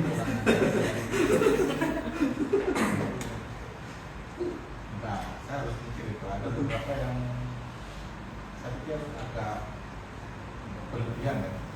Korea itu orang Arab saya pikir agak berlebihan karena di tempat lain tuh mereka tuh mungkin melakukan itu tanpa berusaha menutup dengan keras, dengan kuat ya, dengan serius lingkaran mereka supaya orang lain itu nggak mendapat informasi. Korea selain menutup seluruhnya sehingga tidak ada informasi, mereka membentuk berita-berita baru. Bahkan saat mereka membuat survei-survei, misalnya mana penduduk paling berbahagia, mereka tuh bisa mengarang-arang sesuka hati ya, dan menempatkan mereka dengan penilaian-penilaian yang dianggap logis. Misalnya nomor 1 Cina, karena mereka penduduk itu bisa langsung melihat Cina itu seperti apa. Ya. Nah, tapi mereka menempatkan diri nomor 2 dengan penilaian itu logis gitu loh. Bisa aja mereka menempatkan nomor 1, tapi mungkin itu penilaiannya jadi nggak logis kok sama Cina atau ini kan. Tapi mereka kemudian menempatkan Korea Selatan sejauh dari penilaian mereka. Ya, 152. Oh, jadi wah, saya pikir itu yang paling kejam ya. Karena setiap tahun, apalagi kalau kemudian kita masih mengikuti berita-berita Korea Selatan dan Korea Utara sekarang kan, Apalagi saya tuh sangat terkejut ketika membaca buku Pyongyang, tulisan dari Senobilan Sudarma yang jadi juri film di Pyongyang. Jadi dia jadi juri dan kemudian dia menuliskan sesuai pandangan mata mereka saja. Dan memang mereka memanipulasi banyak hal tentang kehebohan, kemakmuran mereka. Karena sulit sekali ternyata di sana. Bahkan untuk makan pun dijatah sekian kamu. Padahal kamu kehormatan, namun logikanya dia juri utama kan Senobilan itu. Dan itu terjadi tahun 2020. Oke, kalau menurut Mas Irwan, dari semua nama-nama yang di sini, siapa yang kira-kira kalau misalnya jadi warga negara? Siapa yang mau Mas Irwan kultuskan? Saya spin pertanyaannya karena saya lebih suka menggunakan kata imajinasi. Betapa orang ketika sudah punya kekuasaan yang bisa membedakannya. Bayangin aja ya, kadang-kadang kita bisa nggak ngerti kalau tiba-tiba kita punya jumlah uang yang super besar, mau ngapain besok? Ternyata itu bukan sesuatu yang mudah. Jadi orang-orang ini bisa menciptakan imajinasi itu. Dan kenapa saya mau spin? Karena sebenarnya intensinya Roni membuat buku ini adalah supaya kita jangan terjerumus sama ke dalam kediktatoran lagi. Karena masuk ke dalam kediktatoran itu, masuknya itu gampang, tiba-tiba kok ada super semangat itu, tahu kamu ada di dalam diktator. Mungkin sama mas kayak tadi dia yang dapat rumah atau bangun tidur kekuasaan diserahkan. Dia kan ceritanya kayak gitu. Terus diktator mana yang favorit untuk dikutip individu? Saya spinnya gini, orang macam apa yang bisa jadi orang-orang yang ditulis di sini gitu? Apakah dia seorang tukang kayu biasa yang awalnya ya maksudnya itu, apakah ini bisa ditagi? Apakah dia dilahirkan? Apakah dia itu Ciptakan. nurture ya? Nurture, benar. Nature. Nurture, ya. Jadi saya lebih baik kalau melihat orang-orang yang disebutkan di sini, lihat latar belakang itu apa. Apakah dia seorang prajurit dari desa Kemusuk, atau dia kan nggak tiba-tiba jadi Muammar Gaddafi, dia kan nggak tiba-tiba jadi Saddam Hussein. Kecuali kalau dia anaknya Saddam Hussein itu dari awal begitu. Dan orang-orang yang itu biasanya imajinasinya jauh lebih tinggi, dan imajinasinya itu tidak meraih, kan imajinasinya itu malah rusak aja semuanya. Ya? Saya lebih tertarik ke situ. Dan kalau memang saya sedang dodging pertanyaannya sih, karena saya nggak ada. Betul, saya tagih di akhir. Ya. Tapi menurut saya yang paling imajinatif nggak karuan itu adalah yang di bab yang urusan seksual itu. Bisa dia detail-detailnya ini gory banget yang membuat Gaddafi. bukan yang ada ritual Oh ya, mendatang. sama binatang nggak bisa dikumpulkan, bikin wabah harus dimakankan ke rakyatnya gitu loh. Bahwa dia sebagai bapak negara, spermanya bisa dikonsumsi oleh seluruh rakyatnya. Bisa kepikir kayak gitu. Kita aja kalau misalnya besok kita tiba-tiba punya kekuasaan absolut, mau nggak kita melakukan itu? Kan enggak. Nah, kenapa orang itu bisa terciptakan seperti itu? Itu menurut saya lebih menarik untuk direnungkan. Ini kalau misalnya ada orang psikolog gitu ya, jadi kita lebih oke lagi pembahasannya ini kan what a psycho they are gitu kan. Tapi apakah mereka itu dilahirkan? Apakah ketika kekuasaan itu sudah ada baru terbentuk itu gitu? Ketika sudah dapat powernya. Saya punya semacam spekulasi ya. Ketika di dunia kampus dulu, saya tuh cukup aktif karena saya mungkin sedikit bisa ngomong gitu ya. Terus kesempatan untuk masuk ke organisasi mahasiswa itu lebih terbuka. Tapi saya sama sekali nggak pengen, karena saya cuma seneng ngomong ya. Saya nggak seneng kerjanya, ya kan? Tapi saya bisa melihat teman-teman itu yang saya nggak bilang mereka diktator ya. Saya cuma bilang mereka itu punya lebih dorongan drive untuk memimpin. Nah, ada nggak kira-kira bakat-bakat awalnya seperti itu? Ketika sudah mendapat power absolutely, and then you can become psychopath or all these things. Ya. Imajinasi yang menjijikan maksudnya. Ada yang mau nanya atau menanggapi? Silakan dulu. Ada yang organisatoris nggak di sini? Maaf ya. Benar mungkin. Ada? Mau nambahin soal judul tadi, Boleh. judul. Jadi emang ya judul ini yang membuat saya membaca bukunya. Jadi saya terpancing tuh. Terus setelah baca tertarik? Kalau zaman dulu itu Gramedia sempat nerbitin buku judulnya Sejarah Singkat Traktor dalam Bahasa Ukraina. Dan ini bukan sejarah, ya, ini novel. Tapi judul itu justru bikin orang penasaran. Terus ini ternyata bukan sejarah. Kalau ada pegawai toko buku Gramedia taruh di sejarah ya nggak tahu. Nah ini buku ini kayaknya sama dan ya pemilihan judul ini emang works gitu. Itu yang bikin saya ingin baca buku ini. Dan kalau bisa judulnya dilihat ke bawah ya, dibalik sama Roni. Kalau di bahasa Norwegia kalimat kuatnya itu di belakang, misalnya mungkin saya bisa menjadi diktator, sebuah handbook. Kalau sama Roni dibalik, kiat menjadi diktator, otoritas sekali, tapi dinegasikan di bawah pelajaran dari para pemimpin edan. Jadi ironisnya itu ada di subjudul itu. Bagus Roni.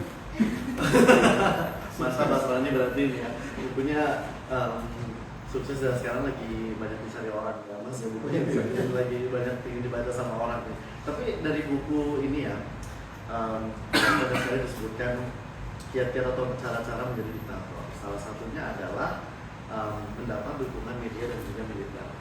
Ya, di buku ini disebutkan kalau ingin merebut suatu kekuasaan tidak mungkin tidak menggandeng militernya. Gitu ya. Kalau menurut Mas Irwan atau Mas Yudi, tapi kan nama-nama yang disebutkan di sini tidak semuanya berasal dari kalangan militer. Tapi mereka bisa mempersu militer ini atau menseduce militer ini untuk melakukan kudeta. Gitu. Gimana Mas Yudi? Kalau saya menganggapnya gini, kudeta suatu pemerintah itu nggak mudah dan sangat beresiko ya. Ada isu di 98 dari buku B.J. Habibie hari-hari mendebatkan kalau nggak salah ceritanya. Habibie menceritakan bahwa ada sebatalion pasukan masuk ke istana dan itu dibenarkan oleh buku biografi dari Sifat Panjaitan yang waktu itu kalau nggak salah Pak ya, bahwa itu pasukan liar seperti itu. Habibie menganggap sebenarnya pada saat itu dia tuh akan dikudeta. Tapi kudeta itu gagal karena sifatnya angkatan darat masih terpecah, masih ada yang sangat pro pemerintah dan ada yang tidak. Cerita itu menggambarkan bahwa nggak mudah melakukan kudeta, apalagi di negara sebesar Indonesia. Tahun 65 pun isunya kudeta, ada Dewan Jenderal, diisukan Dewan Jenderal yang akan mengkudeta presiden, sehingga Partai Komunis yang waktu itu dengan Soekarno berusaha menghalangi. Makanya kemudian terjadilah penculikan jenderal-jenderal yang kemudian kita sampai pahlawan polisi. Dalam kondisi seperti itu, pelakuan kudeta aja yang dalam hal ini saya pikir sudah sangat kuat, itu nggak mudah.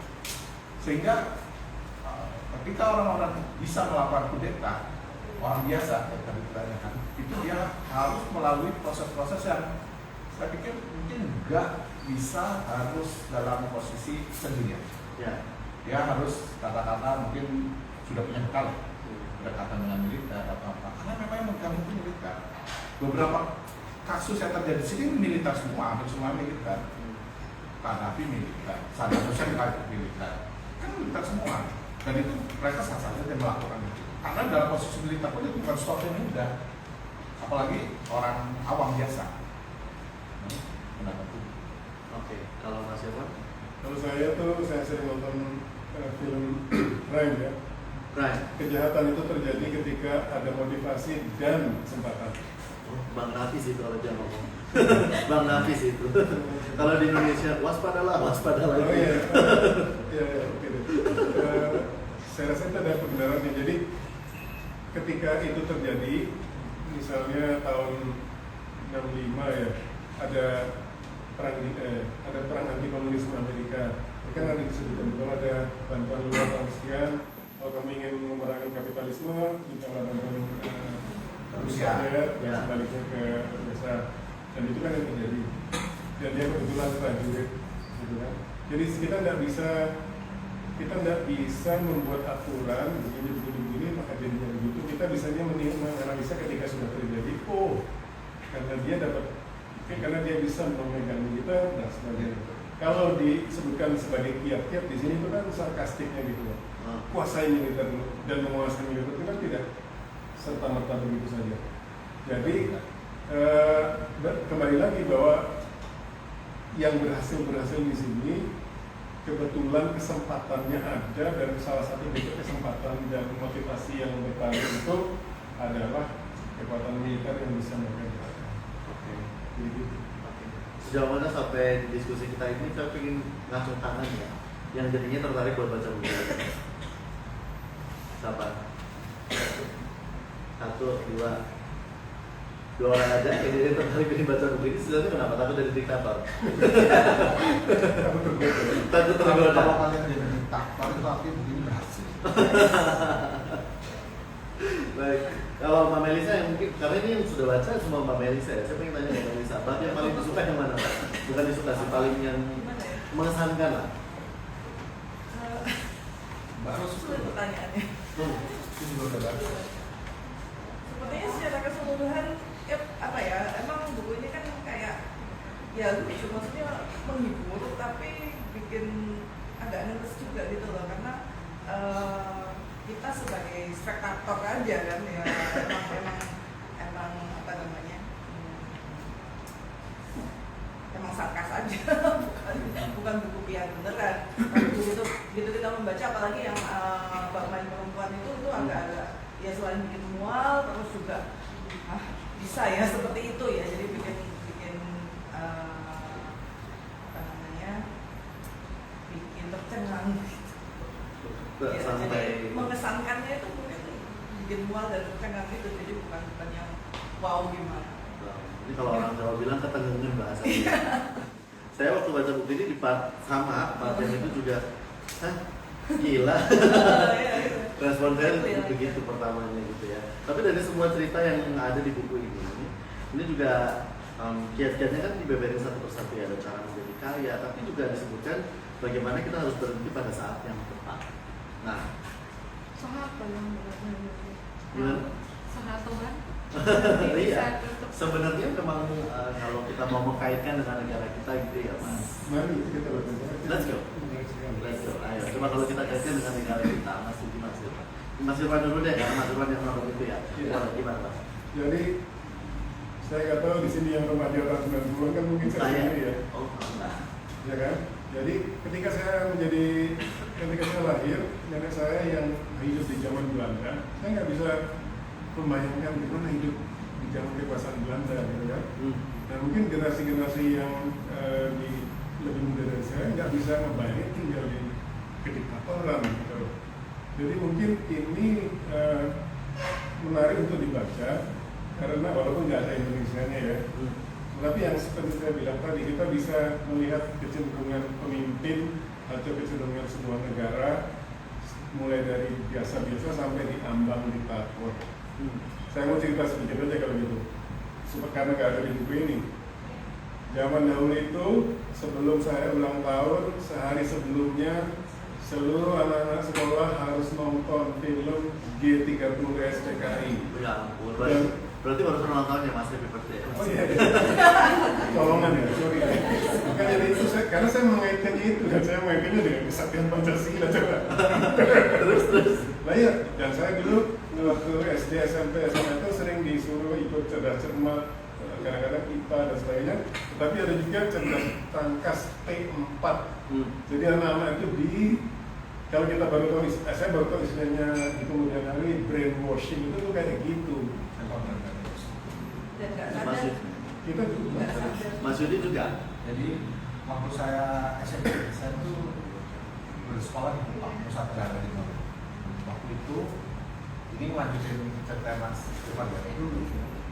Waktu itu tiba-tiba ada lomba clipping tentang kesaktian Pancasila.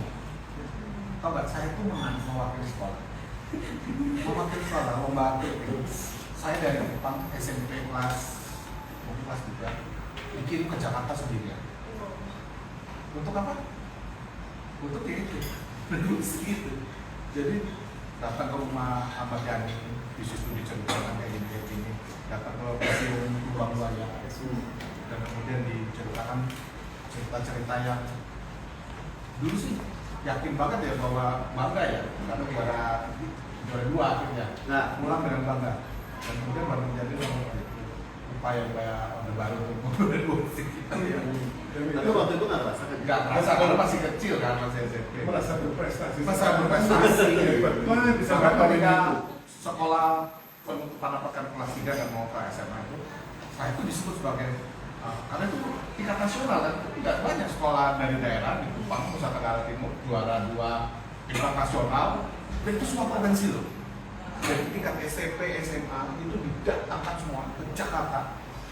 Kami dibiayai seminggu, diajak piknik ke daerah ini. ya, bukan kayaknya ke yang ada hubungannya G13 PKI. Oke. Seminggu itu pulang dikasih hadiah macam-macam untuk sekolah dan untuk personal pribadi kita, dan kita pulang dengan bangga, dan guru-guru kita mengulang-ulang terus, oh ini siswa kita ini dia mau memenangkan ini nasional, masih bangga. Cuma terus malu, tapi selalu malu. Malunya ketika kemudian kita udah mulai mengenal itu cara kita mulai terbuka, mungkin sastra ya muka saya, mulai membaca cerita-cerita tentang PKI, cerita tentang tokoh-tokoh kiri yang dikejar-kejar, bahkan banyak kan dulu cerita-cerita tentang orang-orang Indonesia yang di Eropa nggak bisa pulang, dan kemudian mereka menulis memoir yang menurut saya cukup menyentuh hati ya, karena keinginan mereka kan sederhana, cuma pulang ke tanah air kan. Dan ketika ada satu pemimpin yang membatasi itu, saya pikir itu jahat gitu loh. Karena yang mereka lakukan setelah kita tahu adalah bahwa pada masa itu untuk mengajar ketertinggalan, Soekarno itu kan mengirim remaja-remaja, pemuda-pemuda Indonesia untuk sekolah di Eropa dan terutama di Rusia dan Amerika Selatan. Dan ketika mereka terjadi G13 PKI, mereka tuh ditanya ini mau setia sama Soekarno atau enggak, atau berganti. Dan rata-rata karena nggak tahu permasalahan, mereka tentu saja menjawab setia pada Soekarno kan. Ya. Karena waktu itu Soekarno memang belum, masih kayak di PHP aja kan, setelah Soekarno. Dan itu saja membuat mereka nggak boleh pulang. Dan sastra yang membuka kesadaran bahwa kisah-kisah kelam itu terjadi beberapa puluh tahun lalu. Dan saya nggak baru menyadarinya setelah cukup dewasa. Sebagai momen untuk menyadari itu mungkin sekarang jadinya seperti ini ya Mas ya. Tapi dulu itulah kenapa saya nulis tadi tokoh Buku Abad. Salah satu bentuk penyesalan saya bahwa saya juga ada menceritakan. Tapi ketika memori itu muncul waktu zaman Mas di sekolah dulu, apakah itu masih menjadi memori yang indah atau memori yang ditolak? Memori yang indah karena saya baru ingat itu saya kelas 2. Bukan kelas 3 ya. Kelas 2 karena ketika kelas 3 itu saya ikut lagi. Karena pengen menang lagi kan. Dan ketika saya ikut ternyata semua teman-teman saya pengen ikut semua.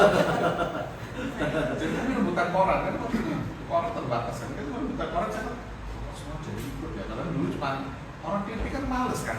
Tapi ketika tahu hadiahnya beasiswa, apa macam-macam buku satu ini, saya nyumbang buku ke sekolah sampai 1 kotak.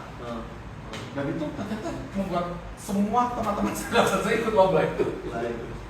Mas Irwan tadi ceritanya seperti itu, potong ya Mas, kenalan kita Mas. Saya mau melanjutkan bentuk-bentuk brainwashing itu tadi. Saya nggak tahu masih dimengalami atau enggak, tapi saya dulu dengerin lagu Gugur Bunga itu bisa kayak merinding terus, kita berhasil mengalahkan evil. Sekarang kita punya partai politik banyak banget, kalau kita nggak setuju yang itu kayak di Norwegia, politiknya itu boring banget karena politik itu seharusnya boring. Politik itu urusannya, dia yang mau bikin jalan tol di sini sampai sini, nggak jalan tol secara umum, jalan tol dari ruas kota A ke kota B. Dia lebih baik dia akan menghapuskan atau menurunkan ongkos mobil listrik. Saya mau pindah partai ini gara-gara isu yang sepele itu.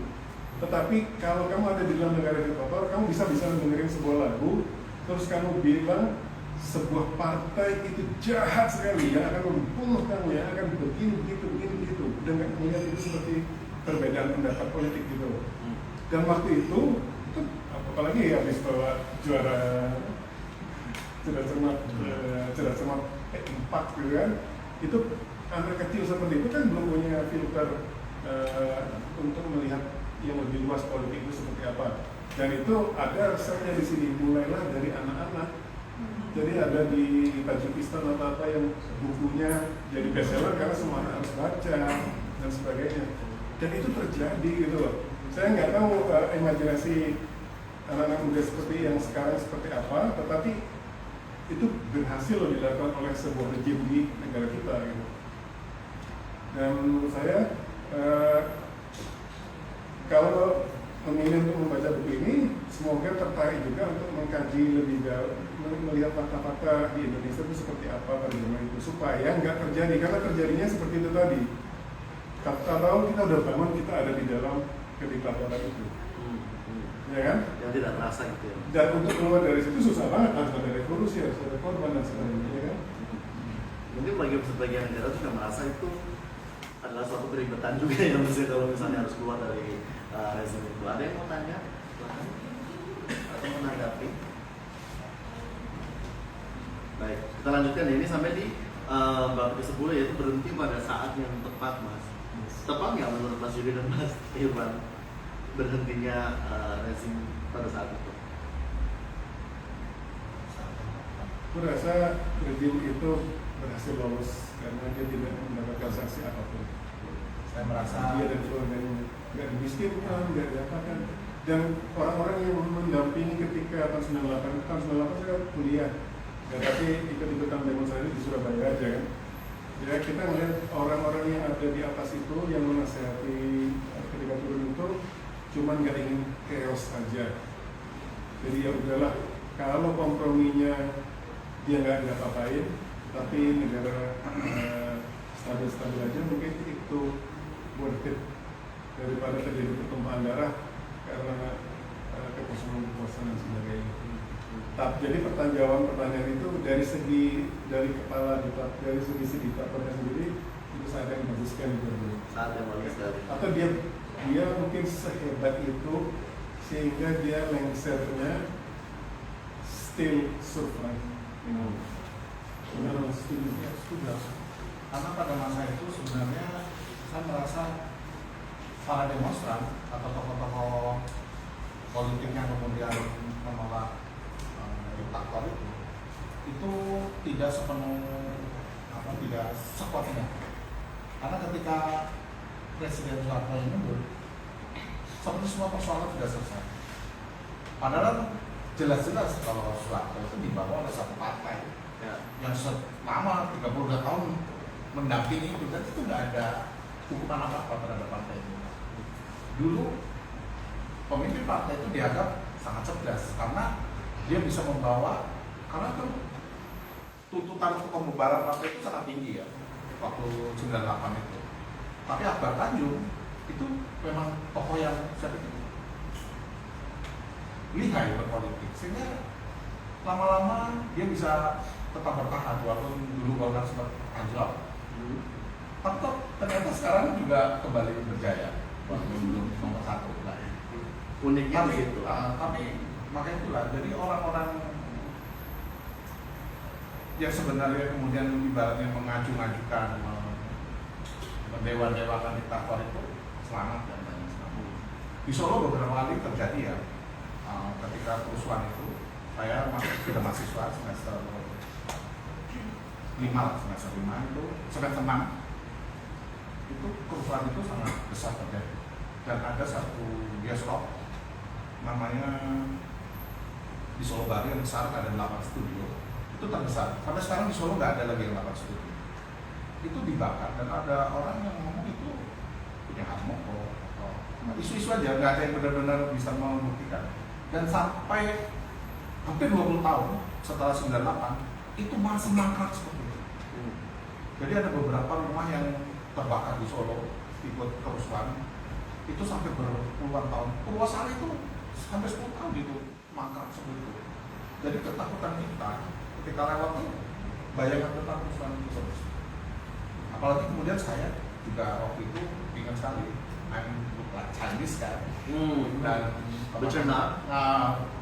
saya punya darah Jawa walaupun kakek saya Chinese kan. Oke. Tapi pada saat itu teman-teman saya tuh because ketika ingin melindungi saya loh. Sesuatu yang jangan keluar. Baru saya kenapa sampai seperti itu? Tapi jadi makanya saya ini angkatan 98 yang mengalami itu. Kadang-kadang memang sangat keras ya terhadap katakanlah calon presiden yang sekarang, tapi ini ya punya resistensi keras terhadap itu. Karena kita mengalami sendiri itu di depan kos saya, truk-truk itu dikeluarkan di salah satu gudang dan berderet sepanjang Insinyur Sukarno itu dibakar dalam jarak 10-20 meter dibakar.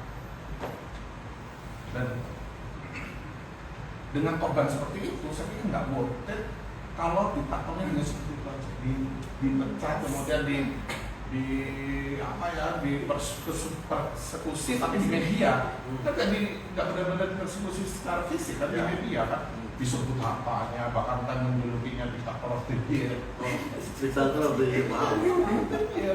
ngeri itu dan yang bikin sebel itu tokoh-tokohnya kemudian tetap ada dalam posisi mereka terutama yang di batas akhir. Harapan kita waktu itu mungkin semua, mungkin Mas Dewa juga PAN partainya Amin Rais yang merupakan tokoh reformasi pada waktu itu akan membawa perubahan besar terhadap negara ini. Ternyata malah lebih kacau. Itu pelajaran besar buat saya bahwa kalau saya waktu umur itu kan nggak mau tokoh ini, saya nggak mau nyebutin namanya ya. Semua tokoh-tokoh yang mengagumkan di mata saya pada zaman itu, kebetulan waktu saya di Oslo dia datang ke situ, terus berinteraksi langsung dengan mahasiswa di situ. Saya baru melihat, itu begini bilang. Jadi yang nggak nonton itu cuma satu, Nurholis Majid. Ketika saya ketemu Nurholis Majid, citranya sama ketemu orangnya lebih jagoan, lebih naik kekaguman saya.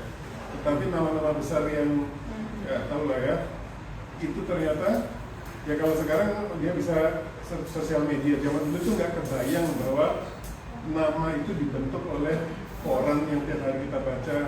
Jadi sosoknya dengan aslinya itu kita nggak punya cukup data gitu. Jadi akhirnya ini pemimpin yang berpotensi bla bla bla. Fungsi waktulah yang membuktikan orang itu seperti apa gitu. Ya itu. Oke, baik. Kalau ini mungkin terakhir ya, kita udah bicaranya baru ya. Aku mau nambahin. Boleh. Kayak salah kok. Ini apa? Aku baru kayak ada momen baru gitu yang aku temui. Karena aku baru dari Timor Leste. Kelompok anak muda tuh bilang bahwa mereka menanyakan kenapa kondisi negara mereka seperti ini yang mereka anggap krisis. Kalimat yang terkait sama Soeharto adalah Soeharto membunuh semua intelektual. Jadi kenapa? Itu yang aku langsung wah, Soeharto nggak cuma di Indonesia, itu juga di Timor Leste, negara lainnya. Terus seberapa sih memang sangat super diktatornya itu, dan kayak sampai tidak hanya berimbas ke Indonesia tapi dari Timor Leste sampai sekarang. Terima kasih Ari. Itu cerita itu tentang Timor Leste, perusahaan Timor Leste di buku yang tadi saya sebutkan di seksi pertama, Saksi Mata. Saya mau belajar. Ada lagi yang lebih baik dari Timor Leste tulis. Kalau Timor Leste ternyata lebih, maksudnya saya juga baca senang berita ternyata tadi ya, banyak sekali yang belum ditulis juga gitu, tentang bagaimana kediktaran Soeharto di Timor Leste, banyak sekali. Seno memang nulis kayak setelah itu ternyata masih banyak sekali cerita yang belum dituliskan. Saya boleh tanya ya? Boleh. Gen Z dan milenial atau Gen Alpha kalau ada. Menurut kalian mungkin nggak mengalami diktator lagi? Mungkin nggak ada senyum dulu. Ya, maksudnya dengan keadaan semua yang sekarang ini, kalian kan ada social justice warrior, Ya. ada bla bla bla. Mungkin Will ya. you let dictatorship happen? Dan aja. Sangat mungkin Mas, karena dari pengalaman personalku sendiri as 2024 itu kan Namanya siapa? Isti. 2024 itu pemilu pertama saya, dan di situ saya sebagai seorang yang memang punya interest dari awal soal politik dan kenegaraan, saya belajar banyak gitu dari situ. Dan result dari pemilu 2024 itu saya jadi menyimpulkan bahwa terdapat memory loss gitu dari antar generasi saya dengan generasi Mas yang ada di depan ini. Ada kelupaan gitu bahwa dulu tuh pernah ada tragedi yang sebegitu besarnya yang tidak bisa dirasakan oleh generasi saya sekarang gitu. Kecuali mereka bisa mengakses pendidikan tinggi, baru mereka bisa paham tentang pentingnya politik itu. Bahkan dari pemilu 2024 saya sering frustasi sendiri gitu, sama orang-orang yang mengenyampingkan fakta sejarah untuk memilih kandidat-kandidat yang ada pada saat itu. Bahkan teman saya ada yang bilang kayak gak usah bahas politik gitu. Aku anak psikologi, gak belajar itu. Padahal sebenarnya politik itu kan satu esensi yang sangat mengontrol kehidupan mereka, walaupun mereka dari jurusan apapun itu semuanya sangat politikal gitu. Iya. Tapi bahkan ketika mereka punya akses terhadap pendidikan tinggi, mereka mengenyamkan fakta itu karena ya saya sebenarnya nggak punya jawaban kenapa. Saya sih asumsinya adalah terdapat upaya dari pemerintah untuk membodohi, untuk menghilangkan sejarah-sejarah sesuai dengan sejarah itu, tapi bukan karena selama ini yang dipaparkan kepada kami adalah sejarah yang diceritakan oleh para pemenangnya gitu. Jadi harus dicari sendiri, harus ada minat sendiri untuk kami cari tahu soal fakta sejarah seperti apa agar kita bisa tahu soal tragedi-tragedi yang terjadi di generasi-generasi sebelumnya. Baik. Ini kan seakan-akan kayak orang yang melakukan tindakan itu misalnya dalam sejarah yang disebutkan Mbak Ivi yang maksud ya ini kan seakan-akan kayak terredeem begitu saja. Mungkin nggak sih seorang diktator itu meredeem dirinya sendiri? Itu jawabannya mungkin tadi karena ada motivasi dan ada kesempatan kan ya. Tapi saya tertarik untuk yang itu tadi menolak lupa dan sebagainya itu kan. Ada cara yang sangat efektif yang dilakukan oleh para diktator untuk menolak lupa. Ya contohnya saya tadi setiap sebelum ulang tahun saya harus nonton film itu gitu ya. Kalau seandainya ada diktator yang sebelum atau hari apa yang dipilih film 98 misalnya. Tapi itu kan nggak ada. Itu artinya gini, pelajaran yang diambil itu seperti ini. Demokrasi itu messy. Demokrasi itu nggak bisa diarahkan. Demokrasi itu organik. Dan organik itu kadang-kadang melakukan kesalahan. Saya tinggal di negara demokrasi yang di Norwegia maksudnya, yang sudah dewasa. Jadi nggak ada pilihan-pilihan yang terkait emosional. Saya memilih partai karena partai itu seagama dengan saya kan. Pilihan partai itu karena seideologi. Tapi saya memilih partai karena partai sebelumnya nggak sesuai janjinya, gitu kan? Tetapi Norwegia pun sempat menaikkan partai yang namanya Progress Party yang anti imigrasi. Karena ketika jadi oposisi, partai anti imigrasi ini mengkritik pemerintah. Mungkin Anda dengar nggak kejadian tanggal 22 Juli 2011 ketika ada seorang pemuda Norwegia mengebom kompleks pemerintahan, habis itu menembaki anak-anak dari partai buruh yang sedang melakukan camp buruh di suatu pulau. Itu radikal atau neo-Nazi, dan dia berasal dari kelompok neo-Nazi yang anti orang asing, yang dianggap bahwa orang asing itu menyalahgunakan segala welfare state atau istilahnya negara, subsidi negara. Jadi kalau kamu nggak punya uang, nggak punya pekerjaan, dikasih kesehatan gratis. Jadi mereka enak aja masuk, nggak kerja, terus dapat uang dari pemerintah. Sementara orang Norwegia sendiri harus kerja, bayar pajak dan sebagainya. Tetapi apa yang dilakukan oleh teror ini? Dia tidak membunuh imigran, yang dia bunuh adalah kader-kader partai yang punya polisi membuka pintu gitu.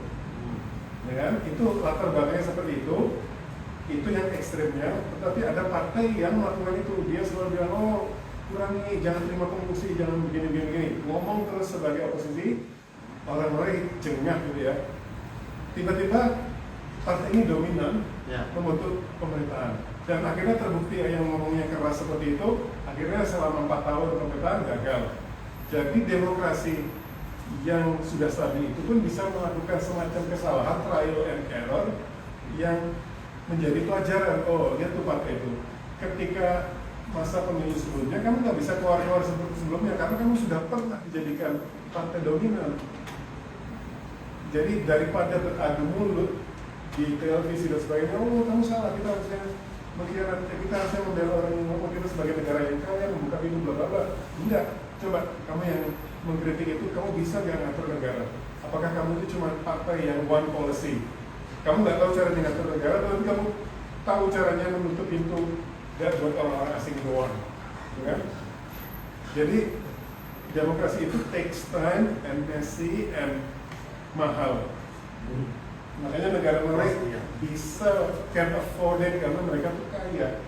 Mereka bisa membuang 4 tahun, anggap aja buang 4 tahun gitu kan. Banyak polusi-polusi yang mangkrak, uang yang nggak terpakai dengan baik, tetapi dia bisa membuat demokrasinya itu semakin dewasa. Jadi tidak mengecam seseorang hanya karena kamu tidak setuju dengan polisinya. Mas Yudi Arena. Sorry ya Pak.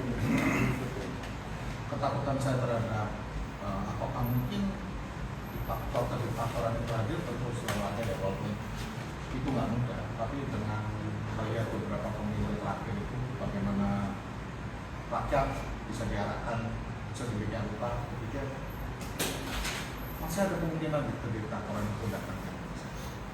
Banyak hal-hal yang membuat saya berpikir seperti itu ya. Misalnya, coba kawan-kawan lihat di postingan tentang Nesa Patria yang saat mengalami saat diwawancara, saat dia diculik dan disiksa ya.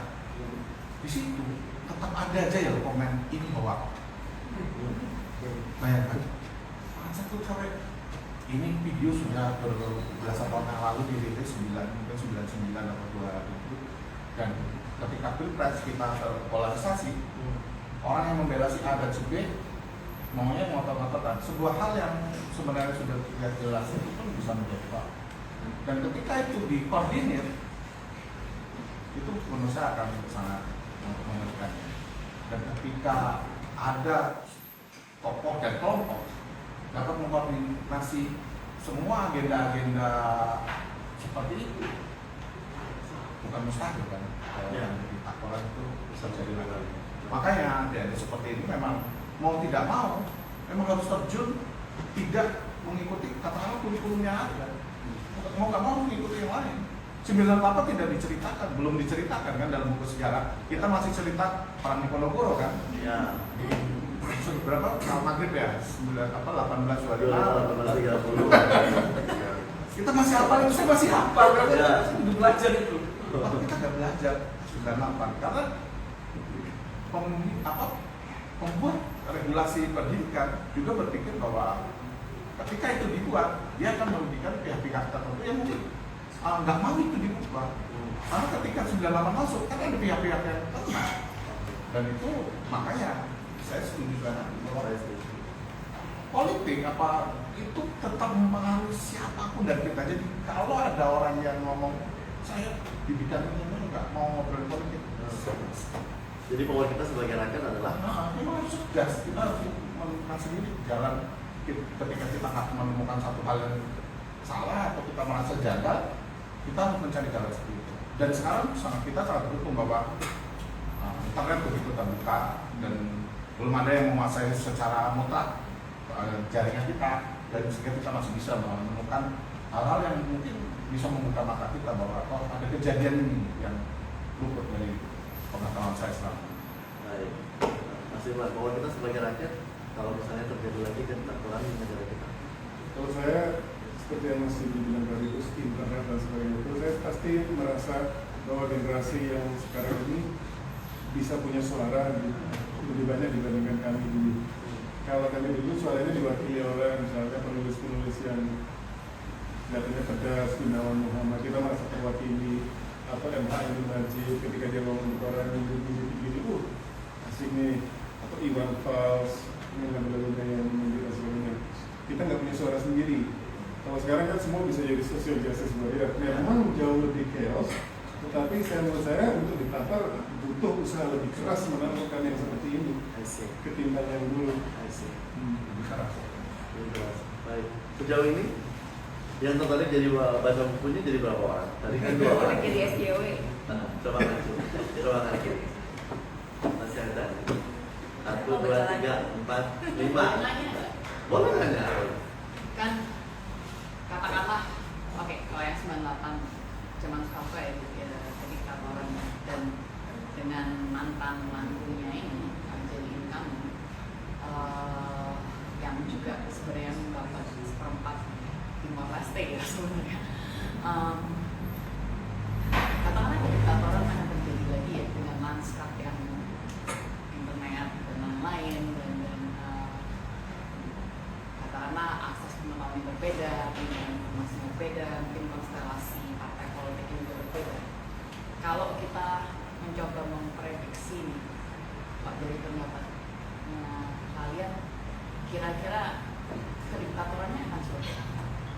Karena mungkin nambahin aja ya, satu hal yang terasa berbeda dari setelah 98, Soeharto itu meskipun juga kediktatoran militer, kapasitas militernya nggak pernah benar-benar terlalu kuat sebenarnya. Kalau kita bandingkan yang misalnya ke depan, yang sering dimainin itu malah istilahnya apa ya, spekter ideologi, main film film yang dipaksa, P4, jadi sangat Propaganda gitu. Propaganda. Terlepas memang militernya ada ya yang, tapi nggak pernah mainnya preman. Mainnya nggak pernah secara serius dibangun secara institusional supaya militernya kuat. Militernya ya sederhananya sama Timor Leste sebenarnya kalah. Sebenarnya membabat habis 1/4 lebih ya, tapi kalah sebenarnya. Agak menggelikan sih negara seperti Indonesia ya. Sepertiga lebih banyak, sepertiga ya. Nah, yang Prabowo ini kan sering, bukannya buat kami ya, tapi kan kita sering dibilangnya ya itulah 98 dia yang satu yang otaknya pembunuhan massal berbagai hal, genosida juga di Timor Leste juga. Iya, dia masuk ini sebenarnya usianya udah 7 tahun lebih. Nah kok, dan tentunya lanskap medianya lagi berbeda. Kalau menurut kalian kira-kira selain cuma main di internet ya, kayaknya kayak kamu membayangkan itu boleh nggak sih ya? Gimana maksudnya? Tadi abang bola diktatorshipnya juga akan seperti apa gitu ya kira-kira? Kalau mau main prediksi. Kalau saya bidang saya di IT ya. Saya melihat perusahaan-perusahaan besar yang saya dulu pernah bercerita, enak ya kerja di Google ya. Karena dulu itu kelihatannya baik, don't be evil, bla bla bla. Tetapi secara resmi slogan don't be evil itu sudah tidak ada. Ya. Karena ketika kita diberikan Gmail, kita kira kita dikasih service gratis, ternyata yang dijual oleh mereka itu adalah kita, bukan Gmailnya gitu. Jadi kita akan terkejut. Saya mungkin menyarankan untuk membaca bukunya Yuval Noah Harari tentang itu. Mulai dari Sapiens, Homo Deus, sama yang lain sudah belum baca, tapi kayaknya di situ. Kayaknya internet itu akan jadi pisau bermata dua. Yang pertama, kita merasa semua orang punya suara. Ketika di zaman tanpa internet, suara itu nggak ada. Ketika ada banyak suara, efeknya akan sama kalau orang nggak tahu mana yang benar. Jadi mau banyak suara pun sama nilainya sama nggak ada suara karena kita nggak tahu mana yang benar. Dan ini kalau kita ngikuti politik di Amerika itu yang sedang terjadi sekarang. Jadi misalnya ada bot-bot yang membuat opini-opini fake itu, kita tahu ini fake ya, tetapi saking banyaknya, ngomongnya begini. Saya dulu merasa ketika kita punya internet, kita semua informasi ada at your fingertip, kita akan masuk, kita akan jadi lebih pintar. Ternyata tidak. Ternyata yang pintar akan semakin pintar, yang bodoh akan semakin kelihatan kebodohannya. Dan itu kelihatan banget di sosial media dan sebagainya, diffuse. Ada sekarang orang yang percaya bahwa dunia itu datar lah, ada yang inilah, ada yang itulah. Jadi menurut saya bentuk kekacauan kalau saya jadi diktator, karena saya akan membuat seakan-akan semua orang punya suara, tetapi suara tidak ada artinya. Bentuknya kan seperti itu. Ya, menurut saya bentuk kediktatoran yang ada fitur diktator ya, fitur diktator itu akan memang ada dalam internet ya. Karena dalam posisi seperti tahun 80-90 itu agak sudah sulit ya. Untuk itulah kenapa rata-rata partai-partai politik selalu membentuk koalisi besar. Karena pendapat-pendapat itu kan trending itu 1 kali 24 jam ya. Dan itu untuk mempertahankan beberapa hari itu butuh dana yang besar sekali. Kalau benar-benar mereka memakai booster itu agak sulit lah. Harus benar-benar dari orang-orang yang organik. Ketika koalisi besar terbentuk, setidaknya mereka sudah punya senjata pelakunya, sehingga opini-opini itu bisa mereka buat. Walaupun ada serangan-serangan tertentu A, B, C, D, suara-suara akan selalu ada, suara-suara oposisi akan selalu ada, tapi kekuatan mereka dengan koalisi besar itu akan meredam. Kita nggak tahu kekuatannya nanti siapa yang menang pemimpin perang internet ini. Di satu waktu mungkin kita akan merasa kalah karena kita banyak dari kita yang nggak peduli dengan trending di X itu, atau lagi trending di TikTok, apalagi banyak yang nggak peduli tentang itu. Tapi dari situlah sebenarnya permulaan. Karena ada catatan bahwa Prabowo memenangi beliau karena masih TikTok. Itu udah bukan itu. Kalau orang cek aja, ada satu EO itu ternyata sudah diminta untuk mengurus itu. Jadi tidak cuma 1-2 kelompok aja diminta, ratusan kelompok. Bahkan EO itu diminta untuk memberi menyerahkan endorsement pada orang-orang yang sebenarnya bukan politikus. Misalnya tukang masak, chef. Tiba-tiba chef ngomong pemerintahan ini ternyata enak gitu. Bukannya makanan ini enak, tapi pemerintahan ini ternyata enak. Satu kalimat saja bisa dapat 15 juta. Dan tidak itu mengakui. Jadi dia ada di bidang di luar itu. Nah sekarang tinggal suara-suara oposisi ini sekuat apa. Kalau makin banyak orang-orang remaja-remaja yang apatis dan nggak mau peduli kayak tadi, kita akan terus termakan oleh isu-isu kelompok besar ini. Tapi kalau kita terus bisa menyuarakan itu, setidaknya kita mengimbangi bahwa menunda upaya-upaya polarisasi dari pemimpin-pemimpin. Baik, ini kayaknya makin malu masih seru kita ya, tapi waktunya udah nggak cukup lagi. Terima kasih Mas Irwan, Mas Yudi. Saya akan menutup dengan pernyataan dari Mas Irwan tadi, pertanyaan begitu Mas ya. Will you let that happen? Ya, kita generasi berikutnya ini, karena pada saat pemimpin-pemimpin negara lain harus mempertimbangkan keinginan dan kebutuhan rakyat sendiri, kemudian para diktator tidak perlu terkungkung oleh soal-soal sepele semacam itu. Saya terima kasih banyak.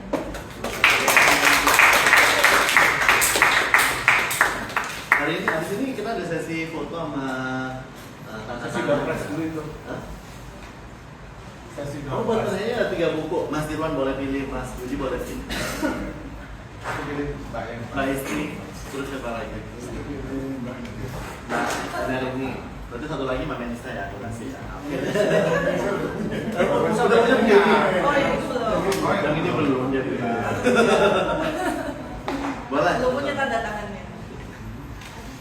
Tapi tanda tangan tulisnya. Boleh, ini kami serahkan dulu bukunya ya, silakan diserahkan.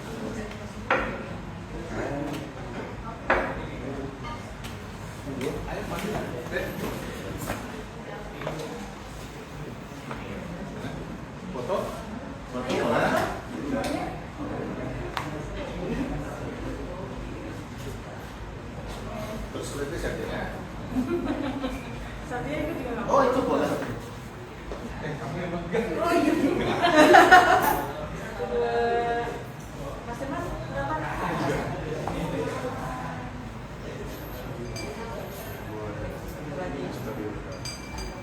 Oke. Siapa tadi Mbak? Siapa namanya? Siapa namanya? Ja. Ja. Makasih ya. Sama-sama. Selamat ya.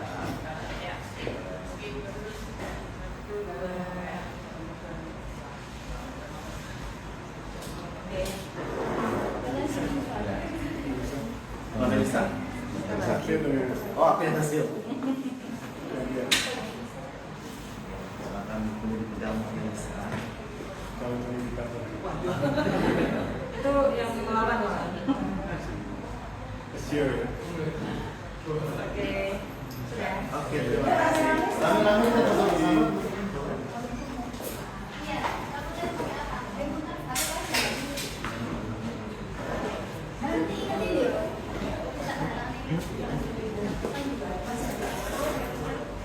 Mbak.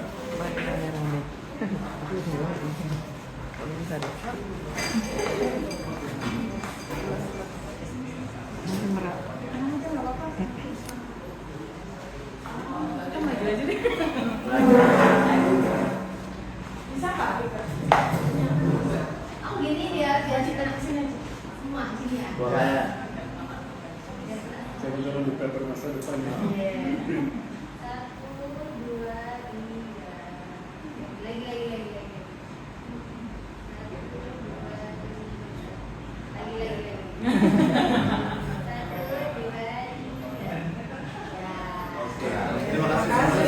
Terima kasih semoga bermanfaat. Kalau enggak jangan kemana-mana. Emang itu sukaannya. Gambar belanja. Mati.